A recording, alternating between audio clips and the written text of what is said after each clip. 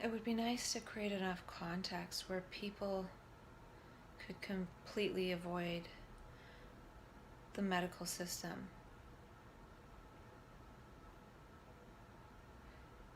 This context isn't necessarily for people who think they have a mental illness. It's more for people who think they don't have a mental illness. So in that way, it's not actually talking about a medical problem. I don't feel for myself like talking to myself in this way. I've been talking about my medical problem. I want to transition out of the medical model myself. It would have been amazing if 6 years ago they had a different context and I could have avoided it altogether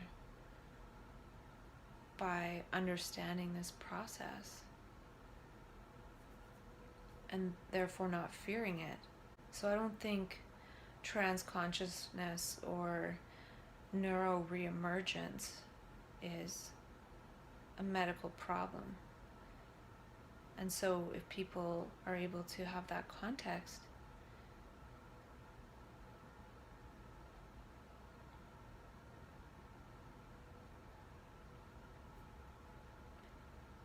because really it's something that's been medicalized that isn't necessarily medical, it's a natural phenomenon. It's been turned into what it is because of the way it's perceived and received and responded to and reacted to. If it was responded to and reacted to in a completely different way, it would transform into something else. Even over the years before, people were just kept in institutions and never released and thought that they could never live in the community. And now most people are living in the community, but they're medicated. So to me, it only makes sense that in however many years from now, most people might be on medications for a short period of time and then not on anything. So it'll be seen as something that can be completely recovered from. And not necessarily recovered from, because that's saying it's an illness. It's a transformation. So the medication might help to slow down the process of transformation and the intensity of transformation. But the process still has to be completed and integrated, which might look like somebody completely redesigning and recreating their life. And it's pretty difficult to redesign and recreate one's life if one is completely dulled out by a lot of medications and then basically told to live in your parents' basement for the rest of your life. Whereas if it was received as a transformation, one would be supported to create a new life as the process is unfolding in order for the process to integrate and ease up, because one is moving towards that which the transformation is energetically pushing one through towards. And there was another thing that guy said when he did that talk about the factors that are important. One was genuineness. And I feel like I can't be genuine working in the medical model because I don't see it that way. So I can't be my genuine self. And this is more my genuine self. And I'm finding this easier to do, which is to speak as my genuine self. When I shared my story a while ago, and I thought I did a really good job, I never heard from the person that invited me to share, and I thought it was strange because I thought that maybe it was an affirmation that they didn't like what I had to say. Not that I said anything too extreme, but it just made me feel that way, I guess. Whereas I shared my story at this other thing and somebody emailed me and said, that was good, I want you to write an article about your experience there. And I don't usually expect anyone to say anything when I share, but the person who didn't say anything had a lot of opportunity to say something. So, and I'm not saying that as bad, I don't care. It's more I'm saying that as perhaps that's not the right direction for me to go if I'm unable to share as my genuine self. And I feel like maybe one day people won't be pathologized right away. They'll be supported through their distress, and then if a year later they're still struggling, maybe. And the trouble with a lot of this too is that the help is tied into the diagnosis. And there's help like finding a job or getting an amount of money per month because one can't work at the present moment. Lots of different supports. So the whole system of support would have to be redesigned, because people would still, even though they're not maybe mentally ill, they still might need financial support for a number of months in order to integrate the experience and move through their transformation. And actually, I did mention a study that somebody mentioned where they were using the open dialogue approach to people who had their first psychosis, and within 2 years, 72% were back to work. Now, people that are just medicated, I don't even know what the percentage is that goes back to work within 2 years, but it's probably very small. Like, I don't even know, like 10-20% or something.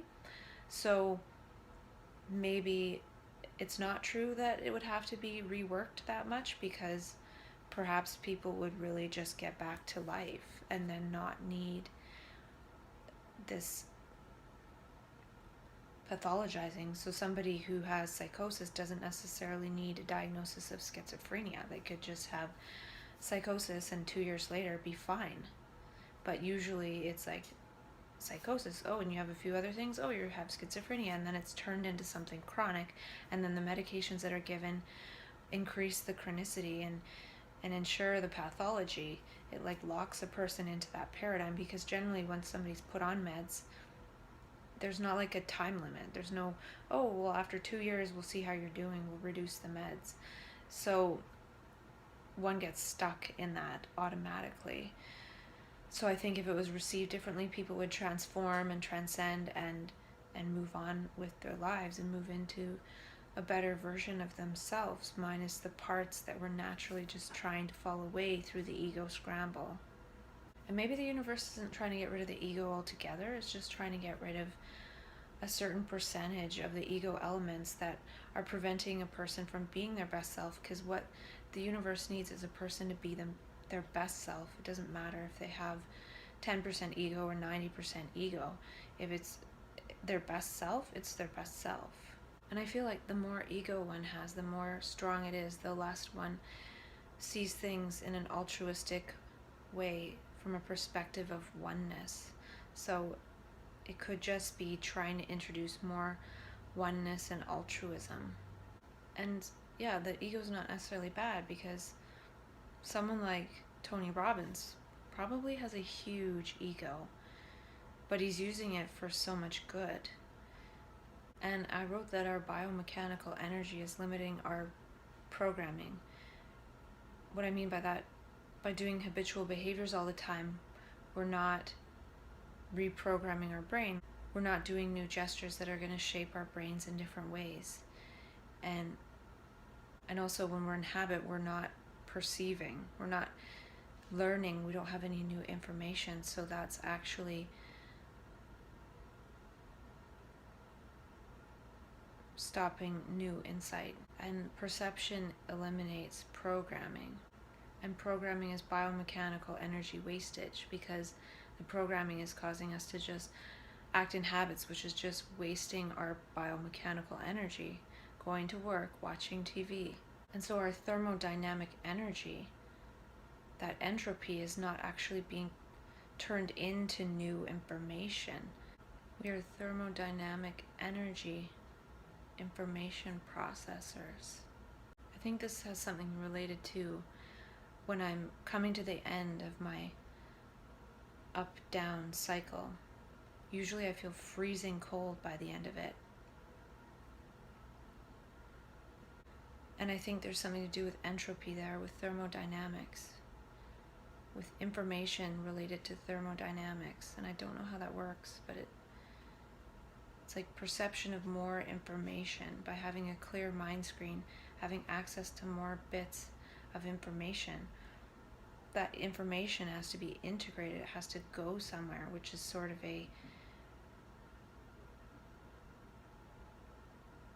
it's changing the entropy of the system in a way, and it's absorbing energy, so it makes us cold. So usually we have an ego compass, and we get turned into Gaia's compass and also Gaia's voice in map consciousness. And in a way, it's like being in dialogue with Gaia. I've thought before about the idea of being a thought leader. And I actually think that thinking, in its classical sense of rationalizing and abstracting, only produces new ideas to a varying degree, and it's pretty small. And that's still what's seen as thought leader, because people are not generally thinking up new things for themselves. Or maybe they are and they're not sharing them. So it's generally pretty limited in terms of the extent. Like a thought can be different from an old thought to a varying degree, and it's seen as something profound. And a person who's able to collect a number of those and be charismatic enough to share them is seen as a thought leader. And I actually feel like the word thought and leader doesn't go together very well, because thought is just from memory and thinking is very limited. And if we think that that process is what is going to lead us out of the struggles that humanity is in right now, we are mistaken. And to say thought leader like that's a great thing actually gets us trapped thinking that thought is going to save us. When Einstein himself said, we're not going to solve today's problems from the current level of thinking that created them. Because every new thought is from that same level of thinking. It's from the level of reason and logic. And I feel like the thoughts and the ideas and the insights that come out of map consciousness are from a level of love.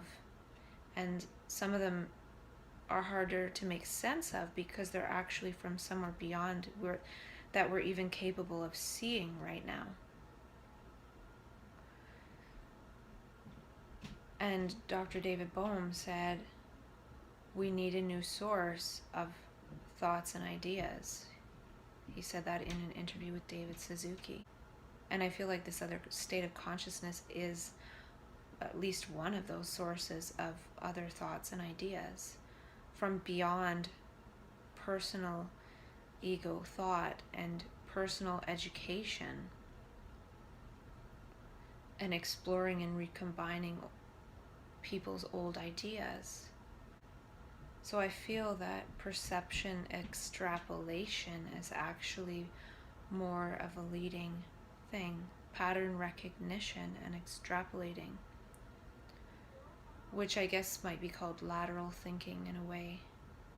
And when one can see laterally, when one can see with one's entire peripheral vision, and I actually read Dr. David Hawkins said that when you switch into those higher levels of consciousness, love and above, I think,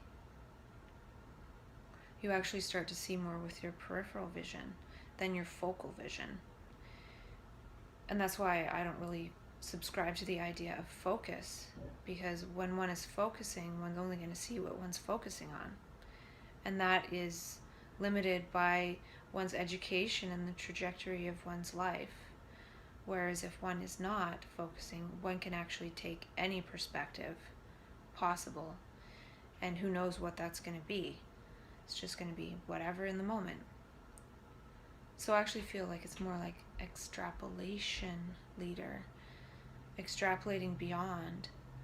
And maybe some people who are thought leaders are extrapolation leaders.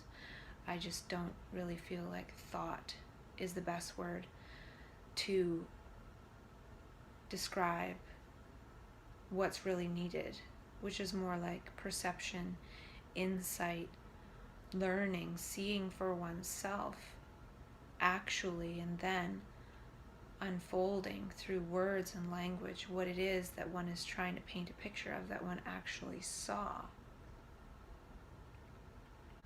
Just like how Einstein would have some big insight and then it would take 2 years for him to put it into a way that people could actually understand what it was that he was trying to say.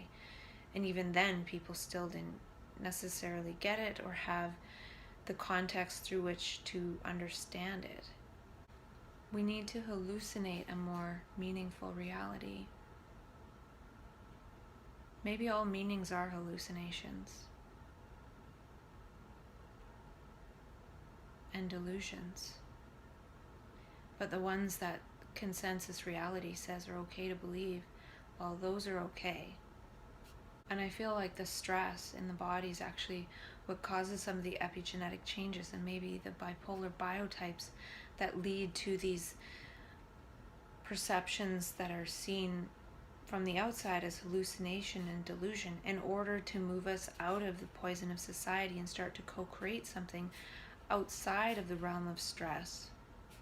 And it's almost like those perceptions are what reduce the stress. Someone might still be in the same stressful environment, but then they have these perceptions and hallucinations and so-called delusions, and those are almost like self-medication to be able to keep one okay. And in a way, that's why we fantasize in our mind, because we can't stand the present moment. So I think there's a self-medication thing in the hallucination, but also it's showing what we could move towards in order to create a reality that we wouldn't have to hallucinate in order to experience. And the stress of this reality is like a collective stress, and then all of a sudden these children, they're being born without being able to acquire the language, which in a stressful reality, acquiring language would just increase the stress. It would increase the collective stress. So it's like a de-stressing, necessary reaction. Gaia is trying to grow other brains, and it does it in conjunction with the heartbeat. And the heart is sensitive to stress, and if it's beating in a stressful way, it's creating stressful molecules, and then the brain is unable to learn. But I think at a certain amount of stress, the brain starts to try to learn again by creating these hallucinations. Our brains aren't fully grown, and our brains are being misused. We're misusing the prefrontal cortex that has all this noise going on. I feel like normality is still a very delayed brain. It's been developmentally delayed. We're stuck in ego consciousness.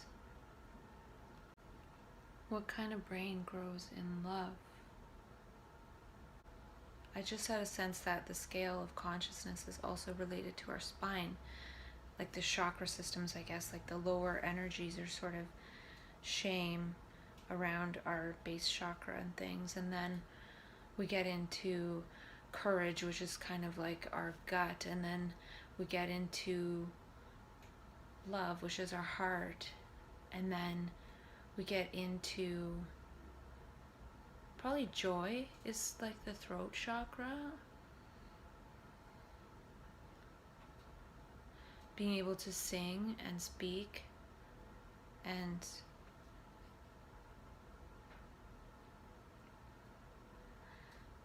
so I just feel there's like this instrument that we are.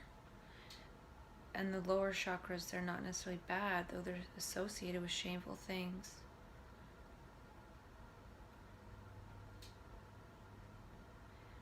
Because I just remember when I was in terror, I was having these sensations in my lower chakras, and I was also feeling absolutely terrified, like fight or flight.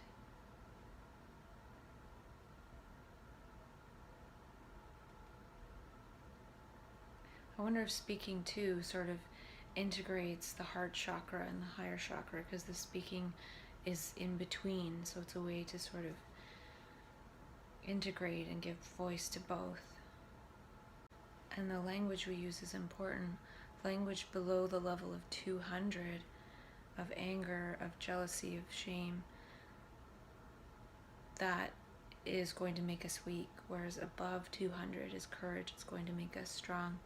And that's why I think all of this self-dialogue will actually help make my nervous system strong, partly because I've created a lot of context, a lot of brain cells, a lot of neuroplasticity around this, and it's all strength stuff.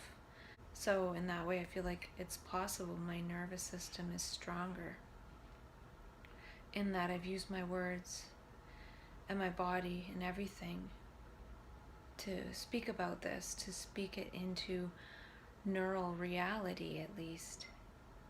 And then perhaps having that context in my own nervous system, I can emerge as that as I go about my daily life.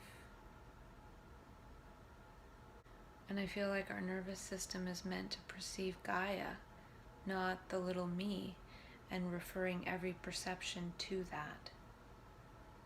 We're misusing our nervous system, we're misusing our brain, we're misusing our voice. We're being used by it.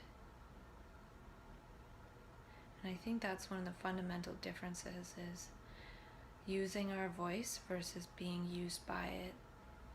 Using words, creating words, playing with words versus having them play on us.